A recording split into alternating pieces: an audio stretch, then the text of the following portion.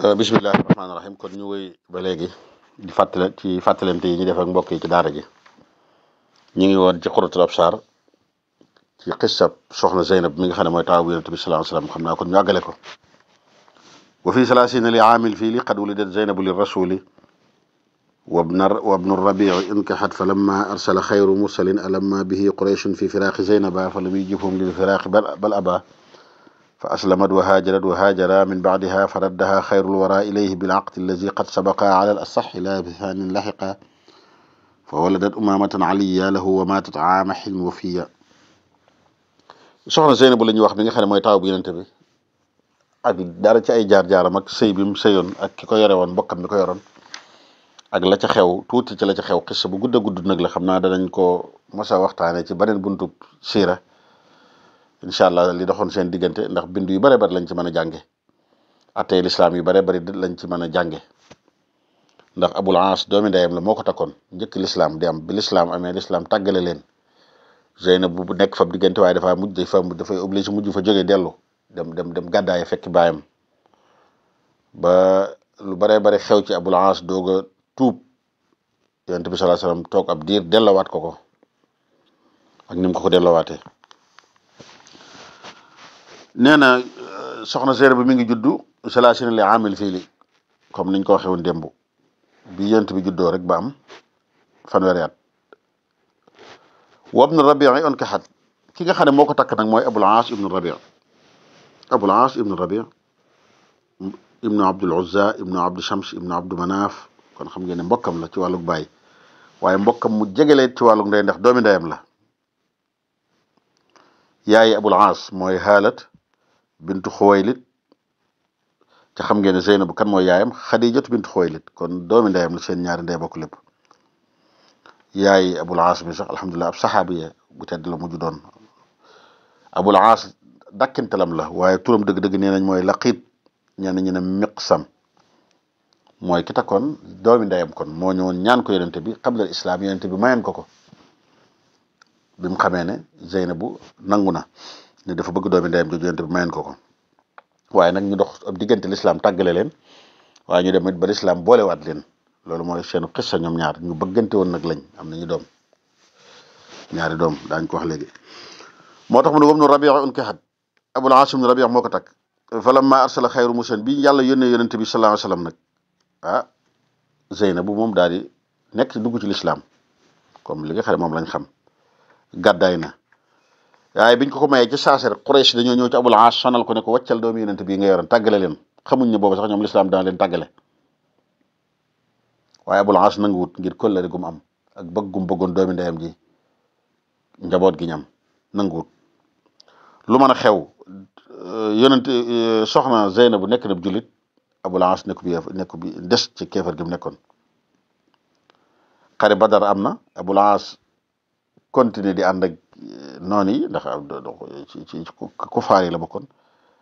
xam ngeen ne soxna Zeynab moom ab jullit la ala kulli xaal ba lislaam xàjjale leen ndax xam ngeen ne laayay jullit du ànd akub yéefar mukk ci àdduna bu ku ci tuub rek ki ci des day de bu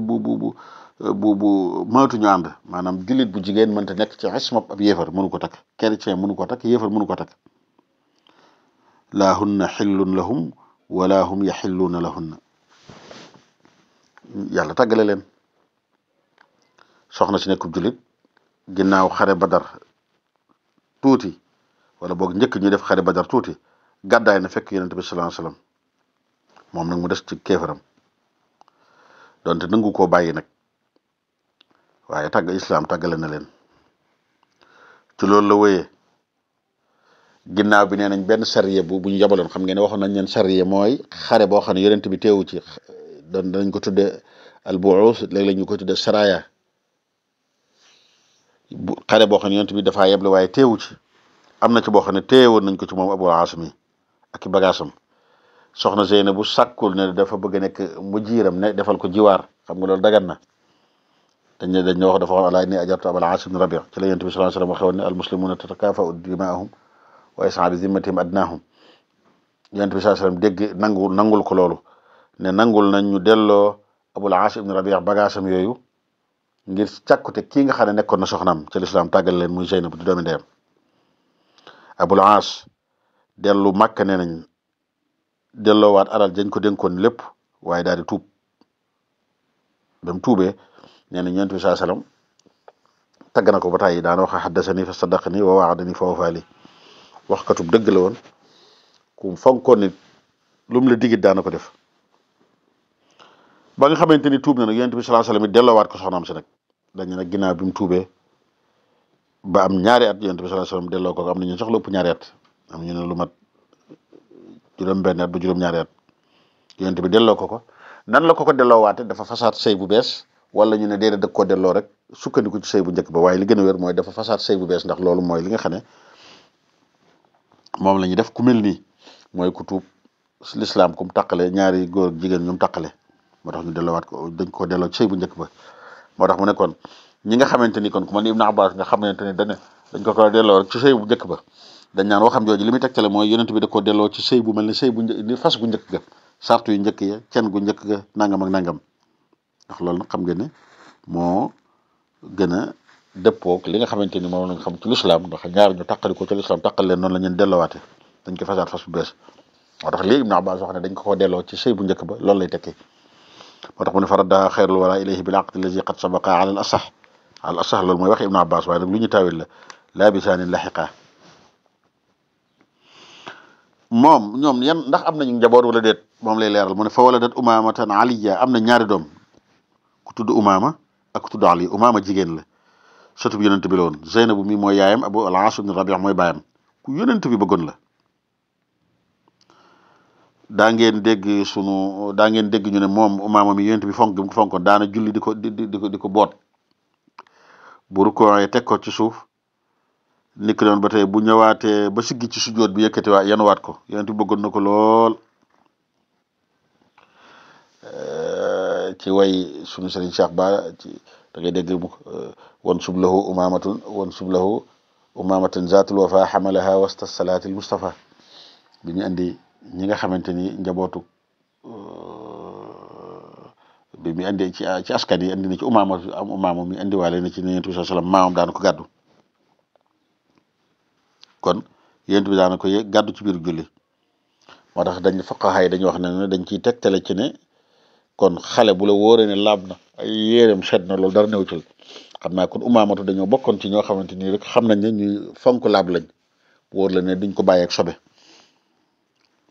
fa wala dat umaamatu moomu kon doomi Abul Aas ibn Rabi' la ak jigéen la woon ak soxna Zeynab mi. umaamatu moom màgg na ba jot a sëy dañ Ali ibn Abi Talib ginnaaw bi Fatima gaañoo Fatima xam nga ni yaayam ju ndaw la moo ko dénkoon ne ko na nga takk sama doomi rakk jee ginnaaw bi mu takk kon fa wala dat